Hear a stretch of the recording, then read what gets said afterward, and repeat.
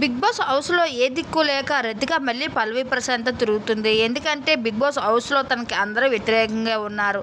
నిన్న జరిగిన ఎపిసోడ్లో ఒకసారి చూసుకుంటే కనుక ఎవరు తన మాటలతో చిరాకుతో తనపై కోపం పెంచుకున్నాడు.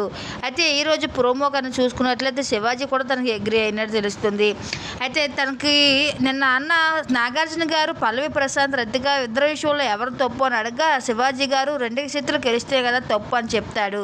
అయితే ఇంకా రతిక తప్పు అని తను చెప్పడు. కానీ ఈరోజు వచ్చి శివాజీ దగ్గరికి వచ్చి ఏంటన్నా మీరు అలా చెప్పారు నాపై అంటూ అడంతంతో నేను ఇద్దరు బాగానే చెప్పాను కదా, నేను ఏమైనా తప్పు చేస్తే క్షమించు సారీ అని చెప్పినా సరే ఏమీ పట్టించుకోకుండా ఇంకా రెచ్చిపోతుంది.